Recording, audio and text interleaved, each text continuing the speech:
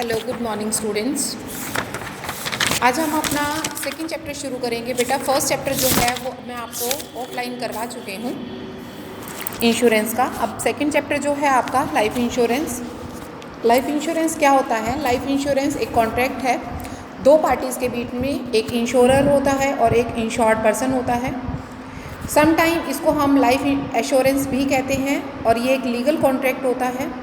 और इस limitation of the contract ये होती हैं जो कि डिफाइन होती हैं हमारी प्रॉपर पॉलिसी के अंदर रिटर्न में होती हैं। एक तरीके से ये फाइनेंस को कवर करता है, चाहे वो डेथ है, चाहे डिसेबिलिटी है, एक्सीडेंट हो जाता है, किसी की रिटायरमेंट हो जाती है या कोई फ्यूचर नीड है, उनकी उस चीज़ों को फाइनेंशियली कवर करता है।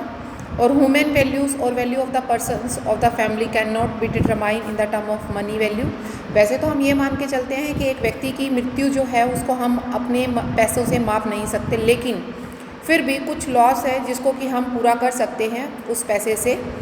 तो इसलिए वो कहता है कि ओवरऑल अगर हम देखें तो प्री डिटरमाइन जो होता है, डेथ वगैरह हो जाती है या प्री डिटरमाइन, हम अपनी लाइफ की वैल्यूज़ को समझते हुए उसकी कीमत को बना लेते हैं। ठीक है, तो वो कहता है एज़ पर, हमने ये चैप्टर पहले भी डिस्कस किया है कि लाइफ इंश्योरेंस जो है वो 100 साल पुराना है कम से कम। सबसे पहले ये 1706 में लंदन में स्टार्ट हुआ था, उसके बाद ये इंग्लैंड में 1818 में आया। और जो लाइफ इंश्योरेंस है एक प्रोमिनेंट नहीं है, बहुत ज़्यादा प्रोमिनेंट नहीं है। ठीक है, उसके बाद वो कहता है ग्रोथ ऑफ लाइफ इंश्योरेंस अगर हम देखें तो सबसे पहले पोस्टल लाइफ इंश्योरेंस आया। पोस्टल लाइफ इंश्योरेंस 1884 में स्टार्ट किया गया, जिसका मेन ऑब्जेक्टिव था बेनिफिट देना पोस्टल डिपार्टमेंट्स के एम्प्लॉयज़ को। ठीक है, 1988 में वो जो थी एक्सपेंड कर दिया गया, उसको टेलीफोन डिपार्टमेंट की तरफ पहुंचा और इस स्कीम को फर्दर एक्सपेंड करके telephone departments of the employees से फिर फर्दर जो है एक्सटेंड करके सेंटर और स्टेट गवर्नमेंट एम्प्लॉयज़ पर लाया गया।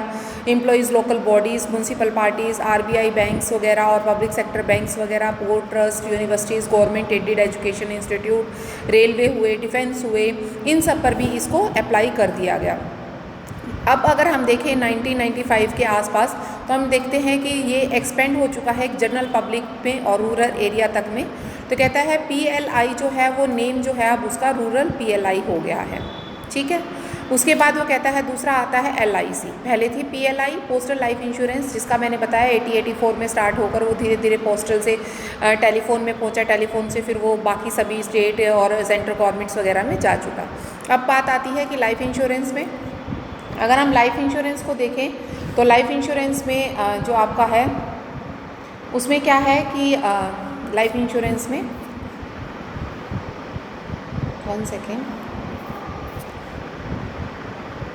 हाँ जी, लाइफ इंश्योरेंस भी जो है वो 1956 से स्टार्ट हुआ था।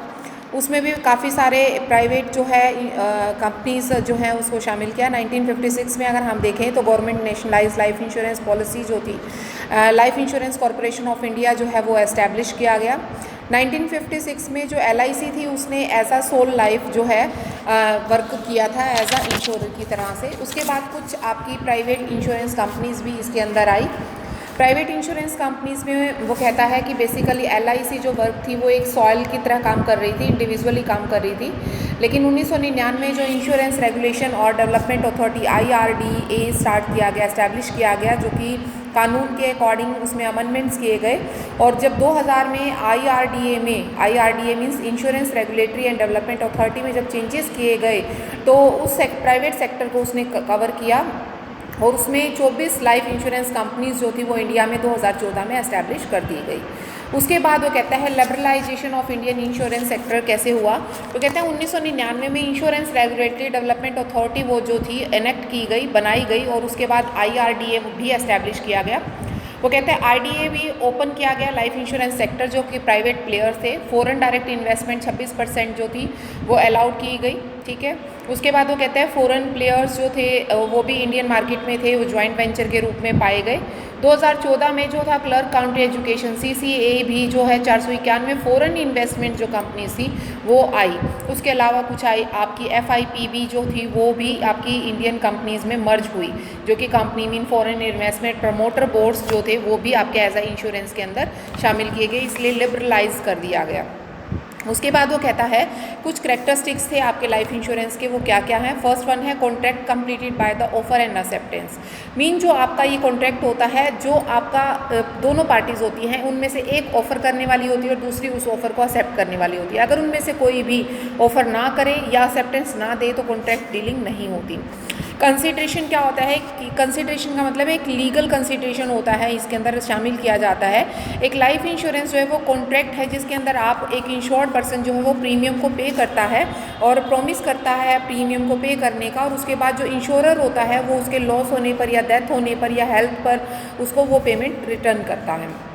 लीगल कैपेसिटी का मतलब क्या होता है कि दोनों के दोनों पार्टीज़ जो हैं, चाहे वो इंश्योरर है चाहे इंश्योरी, दोनों के दोनों जो हैं वो लीगल में होने चाहिए। अगर कोई 18 साल से कम का है तो उस केस में जो है वो लीगल नहीं होता है, तो उसका कोई ना कोई जो है पर्सन एज आ कम्पिटेंट पर्सन, मतलब जो भी उसका नॉमिनी होता है उसको एज आ उसकी प्लेस पर रिस्पॉन्सिबिलिटीज़ दी जाती हैं कि वो उसकी इंस्टॉलमेंट्स देगा।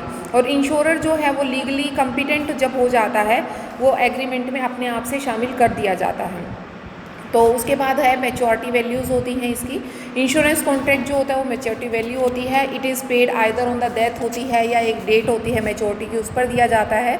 और जो लाइफ इंश्योरेंस कॉन्ट्रैक्ट होता है वो कॉन्ट्रैक्ट ऑफ एडमिनिटी नहीं होता, क्योंकि इसमें अमाउंट ऑफ लॉस जो है उसको हम सर्टेन नहीं कर पाते, बता नहीं पाते एडवांस में भी कितना लॉस होगा। सेकेंडरी वो कहता है जो मैच्योरिटी वैल्यू होती है उसको पे किया जाता है इंश्योरर को जबकि वो लॉस हो जाता है। अगर कोई लॉस नहीं होता उस केस में भी इसको पे किया जाता है। उसके बाद आपका नेक्स्ट आता है इंश्योरेबल इंटरेस्ट। जो आपकी पार्टीज़ होती हैं उन दोनों का लॉस ऑफ लाइफ और दोनों का जो है सफ़र, जो फाइनेंशियल लॉस वो सफ़र करती हैं, वो कहता है उस केस में उन दोनों का इंश्योरेबल इंटरेस्ट होना बहुत ही ज़रूरी है। वो कहते हैं प्रेजेंट एट टाइम में उस पॉलिसी को लेने वाले का उसमें इंश्योरेबल इंटरेस्ट होना ज़रूरी है।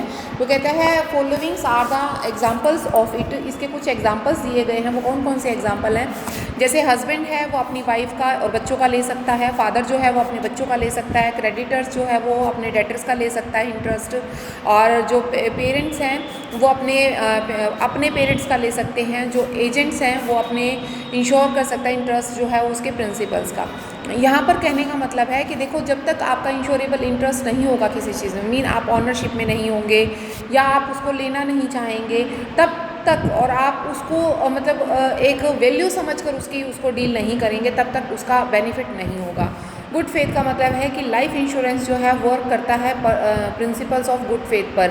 मीन दोनों की दोनों पार्टीज़ में, चाहे वो इंश्योर्ड है चाहे इंश्योरर है, डील करते हैं गुड फेथ में, तो बहुत अच्छा रहता है। इंश्योर्ड जो है वो डिस्क्लोज़ कर देनी चाहिए उसे एक्यूरेट और ऑनेस्टली जो मेडिकल हिस्ट्री है या पर्सनल डिटेल है या उसकी लाइफ हैबिट्स हैं या फैमिली हिस्ट्री वगैरह कुछ है।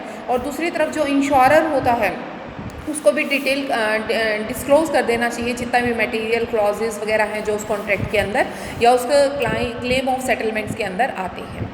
तो ये थे बेटा करेक्टरिस्टिक्स। उसके बाद आते हैं आपके ऑब्जेक्टिव ऑफ लाइफ इंश्योरेंस। उसमें फर्स्ट है आपका objective to spread the life of insurance widely and particular on the rural area. Mean जो ऑब्जेक्टिव क्या है कि जो आपके रूरल एरिया में जो पर्टिकुलरली आपके पर्सन है उसको लाइफ इंश्योरेंस को स्प्रेड करना है ओवरऑल जो आपकी कंट्री में है, वर्ल्ड वाइड कंट्री के अंदर, मीन सोसाइटी के अंदर, क्योंकि ये एक तरीके से इकोनॉमिकली बैकग्राउंड जो बैकवर्ड्स क्लासेस होती हैं उनकी तरफ इसको अट्रैक्ट करना है। To provide the educate financial cover agent होता है ये अगेंस्ट द डेथ, मतलब ये आपकी डेथ होने पर या कोई भी वैसे तो हम ये कहते हैं कि एक रीज़नेबल कॉस्ट प्रोवाइड कर देता है डेथ होने पर किसी व्यक्ति की, फाइनेंशियल हेल्प कर देता है। To mobilise the people savings in the insurance industry through the attractive plans. वो कहते हैं काफ़ी सारे ऐसे प्लान आते हैं कि पर्सन लाइफ का ना करा कर और चीज़ों का कराता है, जिसकी वजह से क्या होता है कि बहुत सारे अट्रैक्टिव प्लान्स जो हैं as a investment point of view से जो है एक पर्सन करता है, उन प्लान्स को लेता है। जैसे कि स्टडीज़ के से रिलेटेड इंश्योरेंस है, हायर स्टडी से रिलेटेड है या फिर आपका मैरिज से रिलेटेड है, तो ये आपके क्या होता है एक तरीके की सेविंग होती है और इन्वेस्टमेंट होती है जिसमें कि आप अच्छा खासा सेव भी कर लेते हैं और इन्वेस्टमेंट भी हो जाती है। उसके अलावा to develop the funds of collecting in the manners which protect the interest of investors. And community. वो कहता है इस तरीके से आप क्या करते हैं कि आप जो आपका पर्सन है उसके इंटरेस्ट को प्रोटेक्ट कर लेते हैं और कवर कर लेते हैं उसके इंटरेस्ट को, ठीक है। उसके अलावा उसकी कम्युनिटी को भी आप क्या कहते हैं नेशनल प्रायोरिटी देकर उसको कैप्चर कर लेते हैं, उस फंड्स को कलेक्ट करते हैं। और develop the insurance plans as per the insurer needs of the community keeping in the view of changing the social and economic environment. तो कहते हैं इससे क्या होता है, एक पर्सन जो होता है वो उसके चेंजेस आ जाते हैं, उसकी नीड्स ऑफ द कम्युनिटी जो है वो उसको ध्यान में रखा जाता है और उन चेंजेस को जो है सोशल इकोनॉमिकल इन्वायरमेंट में लेकर आया जाता है। तो ये बेसिक ऑब्जेक्टिव आपके लाइफ इंश्योरेंस के हैं। उसके बाद लाइफ इंश्योरेंस कंपनीज़ में क्या क्या एक्टिविटीज़ होती हैं। सबसे पहला होता है to obtain the application of the prospectus form. सबसे पहले तो आपको प्रोस्पेक्टस फॉर्म लेना होता है, जैसे कि आप अपने कॉलेज का फॉर्म फिल करते हो उसी तरह से सारी डिटेल्स उसके अंदर होती हैं। उसके अंदर आप पूरी तरह से एक्सप्लेन करते हैं जो डिफरेंट प्लान्स होते हैं आपके, उन प्लान्स के अकॉर्डिंग ही आप उन प्लान्स को समझकर उसके अकॉर्डिंग जो बेस्ट प्लान होता है उसको आप सिलेक्ट करते हैं और अपने फॉर्म को फिल करते हैं, फर्निश करते हैं ऑल मटेरियल और रिलेवेंट इन्फॉर्मेशन जितने की रिक्वायर्ड होती हैं। उसके बाद वो कहता है to examine the application form and decisions on the prospectus under it. वो कहते हैं आप अपने फॉर्म को एग्जामिन करते हैं, उसके बाद जो भी आपको अंडर राइटिंग में जो भी प्रोसेस होती है उसको रिस्क ऑफ इंश्योरेंस होता है या कॉस्ट ऑफ कवरिंग प्रोपोर्शनेट होता है, जो भी होता है मीन उसको आप कवर कर लेते हैं। और जो आपका पर्सन रिस्क होता है इंश्योरेंस कंपनीज़ के अंदर उसको भी आप कवर करते हैं, या मेडिकल हिस्ट्री जो दी जाती है उसको भी आप इसके अंदर पूरी तरह से डिफाइन कर देते हैं। उसके बाद वो कहता है द इशू पॉलिसी डॉक्यूमेंट। उसके बाद आपको पॉलिसी के डॉक्यूमेंट्स को इशू कर दिया जाता है, आप एक्सेप्ट करते हैं कंपनी की तरफ से, एग्जामिन करते हैं उस प्रोस्पेक्टस को। उसके बाद आप डॉक्यूमेंट्स को इशू कर दिया जाता है, उसके अंदर जितने भी आपके टर्म्स और कंडीशंस होती हैं एग्रीमेंट्स में उनको लिख दिया जाता है और वो एविडेंस का काम करती हैं कॉन्ट्रैक्ट में, और उसके अंदर डिटेल जो है रिस्क वगैरह कवर भी इंफॉर्मेशंस होती हैं। उसके अलावा फोर्थ आपका आता है to keep the sign of the condition. तो कहता है जो मीन बोथ पार्टीज़ का ऑनर ऑफ द टर्म्स होता है या कंडीशन ऑफ इंश्योरेंस कॉन्ट्रैक्ट होती हैं, वो दोनों की दोनों जो होती हैं वो प्रीमियम पे करता है टाइम पर और वो रिटर्न करे उसको टाइम पर। ये दोनों चीज़ें honourable on the commitment on the time होना चाहिए उन दोनों पार्टीज़ के बीच में। और फिर उसके बाद है to attend other requirements of the policy holder. वो कहता है इंश्योरेंस कंपनी को ये परफॉर्मेंस अदर एक्टिविटीज़ जैसे कि लाइक नॉमिनेशंस है या एग्रीमेंट्स है या सरेंडर वैल्यू है या पेमेंट्स ऑफ क्लेम्स है, वो सारी की सारी टर्म्स के अकॉर्डिंग कर देना चाहिए। उससे अलावा कोई और एक्टिविटी है कंपनी की तरफ से मेंटेनिंग अकाउंट्स वगैरह है या इन्वेस्टमेंट ऑफ फंड्स वगैरह है या कोई और आपके मैनेजमेंट ऑफ द पर्सनल्स वगैरह है या कोई भी आपका डेवलपमेंट्स फंड से न्यू प्लान से रिलेटेड है, तो वो सारी चीज़ें भी अप्रूव कर देनी चाहिए IRD के थ्रू। उसके बाद आपका आता है organisation structure of life insurance company. Organisation structure of life insurance company को 3 पार्ट्स में डिवाइड किया जाता है। एक organisation structure of the life insurance, second organisation structure of the private life company और थर्ड होता है organisation structure of postal life. देखो अभी हमने पोस्टल भी पढ़ा था, तीनों हो जाते हैं। एक होता है आपका organisation structure of life insurance LIC का, फिर एक होता है जो प्राइवेट कंपनीज़ होती हैं, प्राइवेट लाइफ इंश्योरेंस कंपनीज़ होती हैं उनका, और तीसरा आता है पोस्टल लाइफ इंश्योरेंस का। तो हम organisation structure of the life insurance company का पढ़ेंगे कि जो लाइफ इंश्योरेंस कंपनी है वो 1956 में हुई थी एस्टैब्लिश। 245 जो इंडियंस थे वो फॉरेन लाइफ वॉज नेशनलाइज्ड हुए, मर्ज कर दिए गए लाइफ इंश्योरेंस कंपनी के अंदर। At the end of the financial year 2012-13 में अगर LIC को देखें तो 8 जोनल ऑफिसर होते हैं, 113 डिविजनल ऑफिसर होते हैं और 2048 जो है ब्रांच ऑफिसर होते हैं और 1275 जो है उसके अंदर सैटेलाइट ऑफिसर होते हैं। अगर LIC को देखा जाए तो 4 टायर स्ट्रक्चर के अकॉर्डिंग बनती है, जैसे कि आपको ये डायग्राम में बताया गया है 4 टायर स्ट्रक्चर। 4 टायर का मतलब होता है कि 4 हिस्सों में उसको डिवाइड कर दिया जाता है। एक आपकी आ जाती है जॉइंट वेंचर, एक आती है आपकी सेंटर ऑफिस और एक होती है फॉरेन ऑफिस में। 4 टायर में कैसे हैं कि ये जोनल ऑफिस, डिवीज़न और ब्रांच और सैटेलाइट, ये 4 हिस्से इसके बना दिए जाते हैं। वो कहते हैं जो सेंटर ऑफिस होता है वो आपका मुंबई में एस्टैब्लिश है। सेंटर ऑफिस जो है वो डायग्राम में दिखाया भी गया है। LIC में एग्जीक्यूटिव ऑफिसर्स होते हैं, एग्जीक्यूटिव कमेटी होती है, रिस्पॉन्सिबिलिटी दी जाती है, जनरल सुपरविजन होता है, डायरेक्शन ऑफ द बिजनेस होते हैं और अदर अफेयर्स होते हैं। जो कमेटी होती है उसमें एक चेयरमैन और 2 मैनेजिंग डायरेक्टर्स होते हैं और जो other members of the boards भी इसके अंदर शामिल किए जाते हैं। उसका स्ट्रक्चर कैसे है वो इस तरीके से है, देखिए ज़रा। वो क्या कहता है कि organisation structure of central office of LIC, जो LIC का सेंट्रल ऑफिस है उसका इस तरह से है। सबसे पहले एक चेयरमैन होता है, आप उसके बाद एक आपका चीफ विजिलेंस ऑफिसर होता है और दूसरी तरफ आपका एग्जीक्यूटिव कमेटी होती है। और तीसरा हिस्सा जो होता है वो आपका डिवाइड कर दिया जाता है जितने भी बाकी के आपकी फंक्शनिंग होती है। उसमें कौन कौन से आते हैं, एक्रूवल है, ऑडिट है, या आपकी कॉरपोरेशन कम्युनिकेशंस है, बोर्ड सेक्रेटरी है, कंज्यूमर रिलेशंस मैनेजमेंट है, कॉर्पोरेट प्लान है, इंजीनियरिंग वगैरह, फाइनेंस अकाउंट्स वगैरह, इंस्पेक्शंस है, इन्वेस्टमेंट है। कहने का मतलब है 3 हिस्सों में इसको बांटा गया है, एक CVF चीफ विजिलेंस ऑफिसर और दूसरा एग्जीक्यूटिव कमेटी और तीसरा आपका चेयरमैन के अंडर जितने भी आपके ऑफिसर सर्विसेज होती है, पर्सनल है, हेल्थ से है, माइक्रो सर्विसेज है, जितने भी SBU से है, मैनेजमेंट डेवलपमेंट सेंटर्स वगैरह, उन सभी को इसके अंदर शामिल किया जाता है। उसके अलावा कहता है LIC जो है वो 8 जोनल ऑफिसर्स के होते हैं उसके अंदर, जिसमें west zone, central zone, east central zone, north zone, north central zone, south zone, इस तरह से साउथ सेंट्रल जोन, मीन जो आपकी 4 दिशाएं होती हैं उन चारों दिशाओं का और उनके सेंटर की दिशाओं का, ठीक है। उसके अलावा कहता है ऑफिस जो है इनका भोपाल में, चेन्नई, हैदराबाद, कानपुर और कलकत्ता, मुंबई, पटना और न्यू दिल्ली में इसके ऑफिस हैं। हर एक जो जोनल ऑफिसर होता है, हेड होता है, वो जोनल ऑफिसर के अंदर पाया जाता है। उसके अलावा वो रिस्पॉन्सिबिलिटीज़ जो होती हैं वो सुपरविज़न और बिजनेस अफेयर्स वगैरह की वो जोन वाइज दे दी जाती है। उसके अलावा एक एडवाइजरी कमेटी होती है हर जोन के अंदर, उस कमेटी को भी डिवाइड कर दिया जाता है जोनल मैनेजर के अंडर, ठीक है। उसके अलावा एक चेयरमैन ऑफ द कॉरपोरेशन और is the chairman of the zonal advisory board होता है, जैसा कि आपको इस डायग्राम में दिखाया गया है। Organisation structure of zonal officer, अब जोनल ऑफिसर कैसे करते हैं, उसमें भी जोनल विजिलेंस ऑफिसर होता है और एक एडवाइजरी कमेटी होती है और जोनल मैनेजमेंट को नीचे वही सारी चीज़ें वही होती है, जैसे मार्केटिंग है, इंजीनियरिंग है, फाइनेंस अकाउंट है, इंस्पेक्शंस है, या sales training centre, health insurance है, माइक्रो इंश्योरेंस वगैरह है, ये सारे आपको डिवाइड कर दिए जाते हैं। उसके अलावा कहता है हर एक जोनल जो डिवाइड होता है वो 7 डिवीजन्स में डिवाइड होता है और ईच डिवीज़न जो है वो डिविजनल मैनेजर के थ्रू हेडेड किया जाता है। 113 डिविजनल ऑफिसर हैं आज के दिन। ऑर्गेनाइजेशन चार्ट के अकॉर्डिंग अगर हम देखें तो ये आपका कुछ इस तरह से नज़र आएगा आपको, ठीक है।